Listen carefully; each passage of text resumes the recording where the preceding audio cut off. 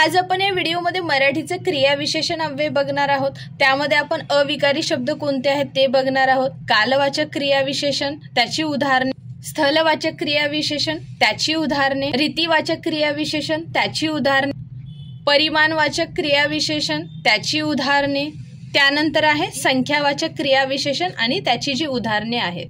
तर चला व्हिडिओला सुरुवात करूया। पहिला आहे क्रियाविशेषण अव्यय। आता क्रियाविशेषण अव्यय म्हणजेच काय?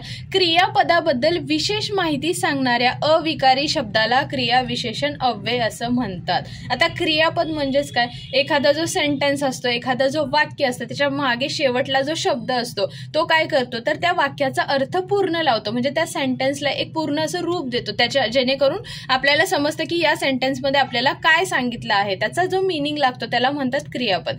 आता त्या क्रियापदाची जो शब्द माहिती देतो त्याला काय म्हणतात तर क्रियाविशेषण अव्यय। आता फॉर एक्झाम्पल काय आहे?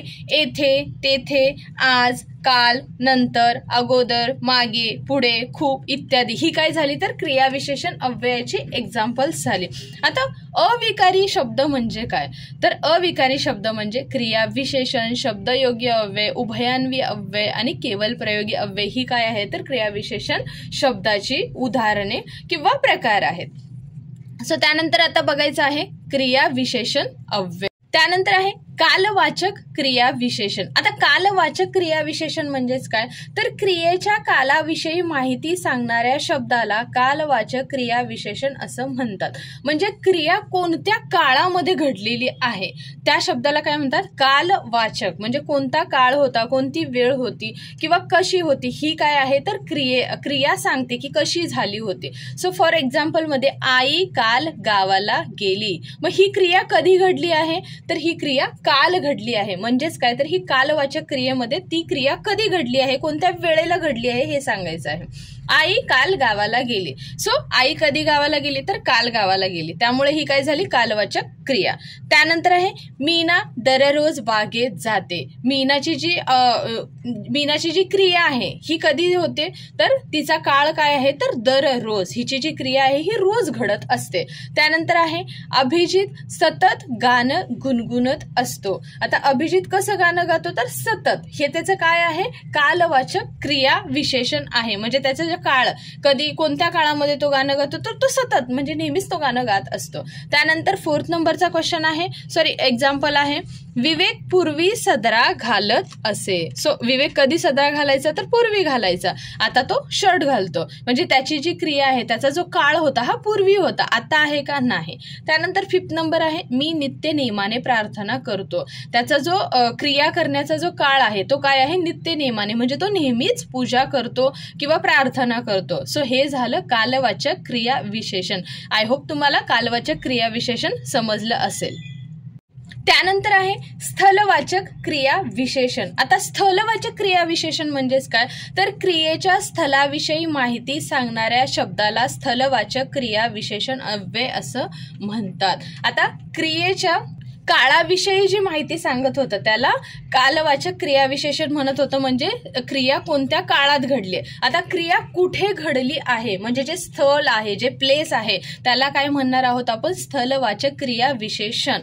आता किंवा दुसरा एक येऊ शकतो, जे क्रियाविशेषण क्रिया घडण्याचे स्थान किंवा ठिकाण दर्शवते। दोन्ही पण डेफिनेशन तुम्ही लिहू शकता, जे तुम्हाला सोपं वाटेल ते तुम्ही करू शकता। म्हणजेच काय, जे क्रियाविशेषण क्रिया घडण्याचं स्थान म्हणजे प्लेस आहे किंवा ठिकाण आहे ते दर्शवतं, ते दाखवतं, त्याला काय म्हणतात स्थलवाचक क्रिया विशेषण अव्यय। फॉर एक्झाम्पल, घराच्या मागे नारळाचे झाड आहे। सो घराच्या मागे काय आहे नारळाचं झाड आहे, मग हे काय झालं त्याचं स्थळ दाखवलं, त्याचं प्लेस दाखवलं। तर नारळाचं झाड कुठे आहे तर त्याची प्लेस काय आहे घराच्या मागे। सो मागे हे काय आहे स्थलवाचक क्रिया विशेषण। परमेश्वर सर्वत्र असतो। सो परमेश्वराची जे स्थळ आहे, परमेश्वर राहण्याचं जे ठिकाण आहे हे कुठं आहे तर सर्वत्र, सर्व पृथ्वीवरती, सर्व म्हणजे पूर्ण वर्ल्डमध्ये जिथं पण आहे तिथे तुम्हाला परमेश्वर भेटणार आहे सर्वत्र।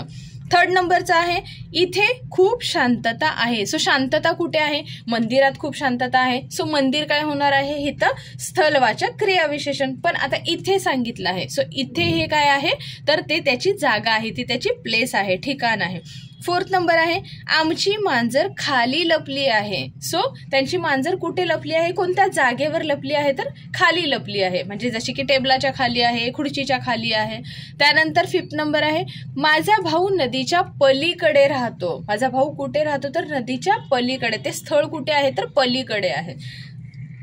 त्यानंतर आहे रीतिवाचक क्रिया विशेषण. आता रीतिवाचक क्रिया विशेषण म्हणजे काय, जे क्रिया विशेषण क्रिया घडण्याची रीत दर्शवते किंवा ती क्रिया कशा प्रकारे घडत आहे हे दर्शवते, त्याला रीतिवाचक क्रिया विशेषण अव्यय असं म्हणतात. आता रीतिवाचक म्हणजे काय, ती क्रिया कशी घडते आहे, कोणत्या पद्धतीने घडते आहे किंवा तिची रीत म्हणजे तिची मेथड काय आहे हे जे सांगतो त्याला काय म्हणतात, रीतिवाचक क्रिया विशेषण अव्यय.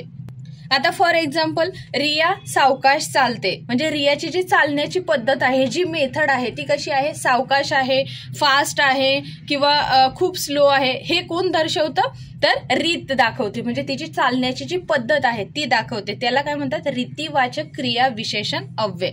रिया सावकाश चालते, मग हे सावकाश जे आहे ते काय झालं, त्याचं रीतिवाचक. विवेक पटापट जेवतो किंवा विवेक हळूहळू जेवतो, ही त्याची जी जेवण्याची किंवा काम करण्याची जी क्रिया आहे, क्रिया म्हणण्यापेक्षा रीत जी आहे, जी पद्धत आहे ती काय होणार आहे, आपली रीतिवाचक क्रिया विशेषण अव्यय. 3rd नंबर आहे शाळेसाठी पटकन तयार झाला. सोहम शाळेसाठी पटकन तयार झाला. सो पटकन होणं ही काय आहे, तर त्याची रीत आहे किंवा ती त्याची पद्धत आहे.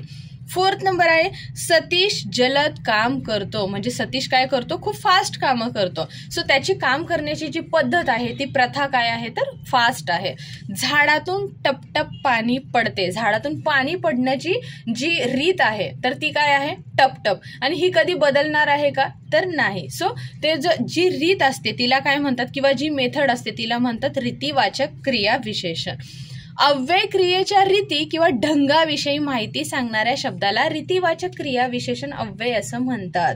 रीतिवाचक क्रिया विशेषण अव्यय कशाला म्हणतात, तर अव्यय क्रियेच्या जी क्रिया होत आहे तिचा जो ढंग आहे, तिची जी चालण्याची, तिची जी होण्याची जी प्रक्रियेची जी पद्धत आहे, ढंग आहे, त्याला काय म्हणतात, रीतिवाचक क्रिया विशेषण अव्यय. त्यानंतर आहे संख्यावाचक क्रिया विशेषण. आता संख्यावाचक क्रिया विशेषण म्हणजे काय, ज्या क्रिया विशेषणाने क्रिया किती वेळा घडली आहे या निश्चित संख्येचा बोध होतो त्याला संख्यावाचक क्रिया विशेषण असं म्हणतात.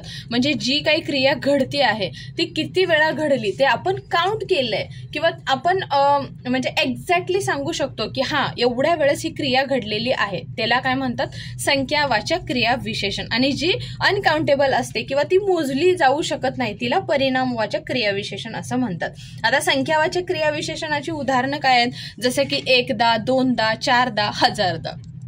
आता याचे सेंटेन्सेस म्हणजे वाक्य बघूया.